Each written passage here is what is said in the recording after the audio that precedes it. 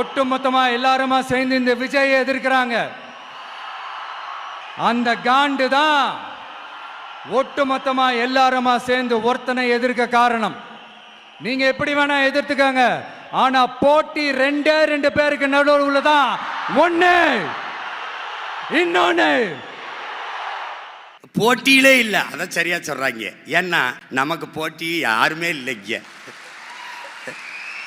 நாங்கள் முன்வைக்கிற அரசியல் கோட்பாட்டை, நாங்கள் முன்னெடுக்கிற அரசியலை நீ அறிந்து கொள்ளவே இன்னும் அரை நூற்றாண்டுக்கு மேல ஆகும்டா. நீ அதை தெரிஞ்சுக்கிறவே. இங்க ரெண்டு போட்டி தான் என் உடன் பிறந்தவனே. ரெண்டு போட்டி தான் இந்த நாட்டை ஒரு திருடர்கள் கூடாரமாக மாற்றி திருடிய பணத்திலே என் மக்களுக்கும் பங்களித்து மாசம் 1000 மாசரை வாக்குக்கு காசு எப்படி கெடுத்து நாசமாக்கிய திராவிட திருட்டு சித்தாந்தத்திற்கும் தமிழ் தேசிய கருத்தியலுக்குமான போர்தான் இந்த தேர்தல். நாம ஏதாவது பேசினா வாண்டடா சில பேர் வண்டியில ஏறி உட்கார்ந்துக்கிட்டு குரல் கொடுக்கறாங்க. சீரியஸா ஒரு போட்டி நடந்துகிட்டு இருக்கும் போது இங்க காமெடிக்கெல்லாம் இடம் இல்லை பாஸ். இப்ப நம்ம நிக்கிறோம்னு வச்சுக்க, நீ அவ்வளவு பெரிய ஆளா? அந்த கேள்வி ஏன் வருது? ஒரு பயம். புரியுதா? நம்ம தான் ஆளே இல்லையே, விட்டு போண்டி தானே. அவ்வளவு பெரிய ஆளா? இன்னைக்கு வரைக்கும் அந்த ஆட்டத்தில் வைக்க மாட்டான் அவன், இல்லை மற்றவையிலே வைப்பான். பயம். என்னடா நீ சில்லறையும் சினிமாவையும் வச்சு உயர்ந்த சித்தாந்தத்தை வீழ்த்து விட முடியும்னா அப்புறம் என்னடா புரட்சிக்காரன், நம்ம என்னடா போராளி?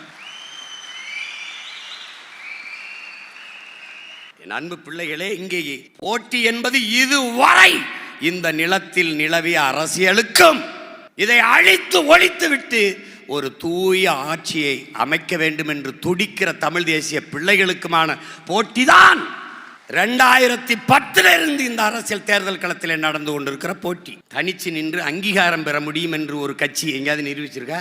தனிச்சு நின்று எளிய பிள்ளைகளை நிறுத்தி ஒரு வாரத்துக்கு முன்னாடி கொடுத்த சின்னத்தை வச்சு வென்று 3வது ஒரு கட்சியாக அங்கீகாரம் பெரிய கட்சியாக வந்துவிட முடியும் என்றால் இந்த அங்கீகாரத்தை அரியணை ஏறுகிற அதிகாரமாக மாற்ற முடியுமா, முடியாதா? இப்படித்தான் என் தலைவன் காடு புகும்போது எல்லாரும் நினைத்தார்கள், சின்ன பசங்கள் ஒத்தை துப்பாக்கியை கொண்டு போய் என்ன செய்து விட முடியும் என்று. அந்த ஒற்றை துப்பாக்கியை தூக்கியவனை வீழ்த்த உலகில் 22 நாடுகள் திரண்டு வந்தது. பயப்படுவன் தான் படை திரட்டி கூட்டமா வாங்க என்பவன். துணிந்தவன் ஒற்றையாளாக போவான். என் பரம்பரை விளையாட்டு கபடி. என் முன்னவன் கண்டுபிடித்த விளையாட்டு 7 பேர் ஒற்றை மகன் கோட்டை தொழா 7 பேர் தொழினம் புறா ஒருத்தன். அந்த ஒருத்தன் இவன். இந்த துணிவல் இவனுக்குள் விதைத்தவன் அவன். இலவசம். அவன் மிக்சி கிரைண்டரு, அவன் தொலைக்காட்சி, அப்புறம் மடிக்கணினி, மிதிவண்டி அதெல்லாம் கொடுத்துக்கிட்டு இருக்கான். இலவச அரிசி. இங்கிட்டு இப்போ என்னுடைய தம்பி ஒருபடி மேலே போய் உந்துருளி மோட்ரு பைக்கு காரு.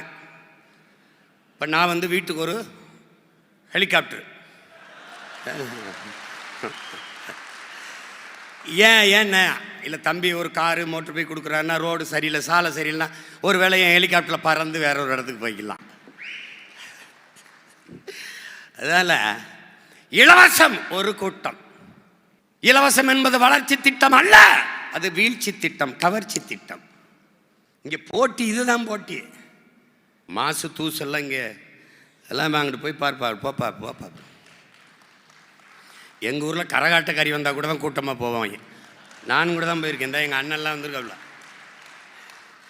எங்கள் அண்ணன்லாம் அப்போல்லாம் அந்த படங்கள் ரிவால்வர் ரீட்டா அந்த மாதிரிலாம் வரும்போது பேரை கரகாட்டக்காரங்க வச்சுக்கிடுவாங்க. ரீட்டா, தம்பி வாடா ரீட்டா ஆடுறாள் மாடா சோதுகுடியில் பார்க்க போகணும்னு கூட்டி போய் பார்ப்போம். கடன் வாங்கியாவது அன்பளிப்பு குத்துன ஆளுகள்லாம் இருக்குது. இதெல்லாம் ஒரு இதுன்னு பேசினா இப்படி இருக்குது. இப்போ பார்த்துக்குறோம். களத்தில் விளையாடும் போதுதானே எவன் ஆட்டம் சிறப்பாக இருக்கும்னு தெரியும், யார் ஆட்டம் சிறப்பாக இருக்குன்னு தெரியும். பார்ப்போம் யார் மக்களுக்கானவர்கள், யார் நாட்டுக்கானவர்கள் என்று மக்கள் அன்னைக்கு தான் முடிவெடுக்க முடியும். இப்போ போட்டி எதற்கும் நாங்கள் திராவிடர்கள் அது ஒரு பக்கம், நாங்கள் தமிழர்கள் இது ஒரு பக்கம். புரியுதா? திராவிடர்கள் நாங்கள் எண்ணுபவன் ஒருவன் கூட எனக்கு ஓட்டு போட வேண்டாம். தமிழர்கள் நாங்கள் என்று எண்ணுபவர்கள் மட்டும் இந்த பிள்ளைகளுக்கு வாக்குத்தாருங்கள். ஏற்காட்டில் ஏறுகிற போது என் அன்பு தம்பி தங்கைகளே, அந்த வளைவிலே அதிகமான் நெடுமான் அஞ்சி என்று இருந்த பேரை எடுத்து விட்டு ஐயா ஈவேரா பேரை நிறுவுகிறாய் என்றால் உன் அதிகார திமிரிலே என்ன செய்து விடுவார்கள் இவர்கள் தமிழர்கள்? மானங்கட்டவர்கள் 1000-500க்கு வாக்கை போட்டு விடுவார்கள் என்று எண்ணுகிறீர்கள். களத்தில் நிற்பவன் பேரறிஞர் அண்ணா என்கிற பெருமகனை பார்த்தோ, ஐயா எம்ஜிஆரை பார்த்தோ, ஐயா கருணாநிதியை பார்த்தோ, ஜெயலலிதா அம்மையாரை பார்த்தோ அரசியலுக்கு வந்தவன் அல்ல. அரசியலுக்கு வந்தவன் அல்ல. கரவேட்டி கட்டி இப்படி கையில் தலைவர் படத்தை சட்டப்பையில் வச்சுக்கிட்டு வந்தவன்ல, கழுத்தில் சைனைடு குப்பிய மாட்டிக்கிட்டு இருந்த தலைவனின் பின்னாடி வந்தவன். இடுப்புல எதிரி நெஞ்சை துளைக்கிற தோட்டாக்களை பூட்டிய துவக்கை தூக்கி வந்தவனுடைய பிள்ளைகள் இவர்கள். அவன் களம் வேறு காலம் வேறு, அவன் மகன் இவன் களம் வேறு காலம் வேறு. அவன் சீருடை அணிந்து ஆயுதம் தூக்கினான், நாங்கள் சீருடை இல்லாது அறிவாயுதம் தூக்குகிறோம். நோக்கம் ஒன்றுதான், என் இனத்தின் விடுதலை.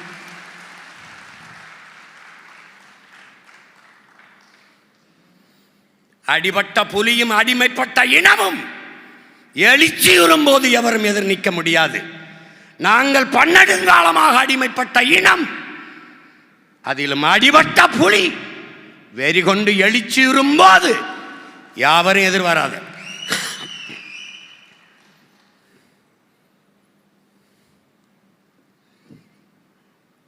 இதுதான் இங்கே போர். இந்த தேர்தலில் சண்டை இதான் தம்பி, இதான் நடக்கும். என் தம்பி அருளினிய ரொம்ப இதாகிறான், கோபப்படுறான். அவசரப்பட்டாத, கொஞ்சம் ஒரு 6 மாதம்தான். அவனையே அழிச்சிட்டு அதிகமாக நெடுமா நஞ்சின்னு எழுத வைப்போம்.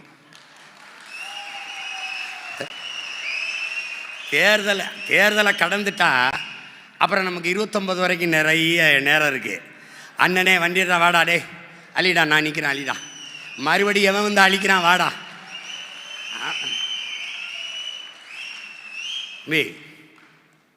வழக்குக்கு பயந்தமா இல்லை சிறைக்கு பயந்தமா, அவதூறுக்கு பிறந்த அவதூறு எல்லாம் பரப்பின அவதூறுக்கு பறந்தமா, இல்லை எதுக்குடா பயந்தோம்? டேய், நம்ம மானத்துக்காக போராடி செத்தவன், மானம் போனால் உயிரே போச்சுன்னு நினச்சவன். ஆனால் மானம் கட்டவன் பேசுறதுக்கெல்லாம் நம்ம மானம் கட்டுருச்சுன்னு நினைக்கக்கூடாது. புரியுதா? அதெல்லாம் சீமான் ஒரு பாலியல் குற்றவாளின்னு கூட்டம் போட்டான்னு இவெல்லாம் போய் அவன் தரான். அதுதான் அவங்க தலைவர் கற்பித்தது தான், என்ஜாய்மெண்ட் வித்தவுட் ரெஸ்பான்சிபிலிட்டின்ட்டு. அவங்க ஆளுங்க தான் நம்ம மேலே எதுக்கு கல்யாணம் பண்ணுற, எதுக்கு பிள்ளை ஊட்டி பெறுற, அது ஏன் கள்ள காதல் நல்ல காதல்ங்கிற, எல்லாம் ஒரே காதல் தான், திருமணம் கடந்த உறவுன்னு சொல்லு. அவன் தான் அங்கே பாலியல் குற்றத்தை பற்றி பேசுவான். ஏன்? அவன் அறிவு அவ்வளவுதான், அவனுக்கு அதெல்லாம் தெரியாது. நம்ம அதிகாரத்துக்கு வந்து கொண்டான எவனாவது ஒருத்தன் பிள்ளைய வன்புணவு செஞ்சுட்டான், கொலை பண்ணிட்டான், 6 வயசு பிள்ளைய 5 வயசு பிள்ளைய தனியாக போன பொண்ணை தோட்டுட்டான், காட்டிற சொல்லு பார்ப்போம். என்ன செய்வாய் சீமான்? கொன்னுட்டான், என் பிள்ளைய வன்புணர்வு செஞ்சு. அப்படியே போவேன், மரியாதை செய்வேன், எல்லார்ட்டையும் சொல்வேன், அடக்கம் பண்ணாத 1 மணி நேரம் இரு. யாராவன்? அவனை தூக்குடா, போடுறா. அவனை போட்டு இவனை அடக்கம் பண்ண பிறகு பிள்ளைய அடக்கம் பண்ணுறா, கதை முடிஞ்சிடும். புரியுதா? ஒரே தோட்டா போட்டா எல்லாம் சரியாயிரும். அநீதிக்கு நடக்கும் ஒரு டாட்டா, அக்கிரமத்துக்கு நடக்கும் டாட்டா. எப்படி பேசுறாரு பாருங்கம்மா. இதான்டா தன்னலமற்ற அன்பான சர்வாதிகாரம். இதான் இப்போல்லாம் பொம்பளை பிள்ளைகளை வெளியில் அனுப்பும்போது பார்த்து போப்பா, பார்த்து போ, கவனமாக போ, சீக்கிரம் வந்துருப்பான்னு. நம்ம வந்துட்டோம்னு வச்சுக்கிறேன், ஆம்பளை பசங்களை பார்த்து போப்பா, பொம்பளை பிள்ளைகளை கேலி பண்ணிடாதாப்பா, ஏன்ப்பா கொன்றுவாப்பா, கொன்றுவோம், பார்த்து போப்பா. அப்போ தெரியும் பாரு. இங்கே தான் வரும்போது 5ஆம் வகுப்புலேருந்து தற்காப்பு வீரக்கலை கட்டாய பாடம், வால் வீச்சு, சிலம்பம், துப்பாக்கி சுடுதல் எல்லாம் கற்றுக் கொடுத்துருவேன். கலரி, குங்ஃபு, ஜூடோ, ஈடோ எல்லாம் தொட்டாயின்னு வச்சுக்க, கொன்று பிச்சு போட்டு விட்டு பூரா பயிற்சி கொடுத்து விட்டுருவேன். பெரிய கனவு மண்டைகள் இருக்கு. அவ சொல்றாள் தூங்க மாட்டான்னு. டேய், இதை அரிச்சுக்கிட்டே இருந்தா அவனுக்கா தூக்க வருமாடா? என்னை கேட்குற எப்பப்போ படிப்பேன்னு. பசிக்கும் போதெல்லாம் சாப்பிட்ற மாதிரி, அரிக்கும் போதெல்லாம், மூளை அரிக்கும் போதெல்லாம் படிப்பேன். அதுக்கு தீனி போடணும், மூளைக்கும் பசிக்கும்ல. அப்போ என்ன பண்ணணும்? புத்தகத்தை எடுத்து தள்ள வேண்டியதான், எதையாவது போட்டு படிக்க வேண்டியதான், படிச்சுக்கிட்டே இருக்க வேண்டியதான். ஆனால் நீங்கள் எல்லாம் சொல்கிறா தூங்குன்னு, நீங்கள் என்னை தூங்க விடுறீங்களான்னு மட்டும் பாருங்க. அண்ணன் சொல்றதை கேட்டு வேலை செஞ்சீங்கன்னா நான் நிம்மதியா தூங்கலாம். அப்படி இல்லையே, எங்கால எப்படி படிப்பிப்பார் தெரியுமில? உறங்காதீர்கள், எழுங்கள், எழுந்து ஓடுங்கள், நாம் அடிமை, விடுதலை பெறுவர ஓடிக்கொண்டே இருக்க வேண்டும். ஒரு நாள் உறங்கலாம், யாரும் நம்மளை எழுப்ப மாட்டார்கள். எப்போது? மரணத்துக்கு பிறகு. அப்ப என்ன சொல்றாரு? சாகிற வர ஓடிட்டுறான்றாப்ல. அதுதான் இப்ப நாங்க செஞ்சுக்கிட்டு இருக்கோம்.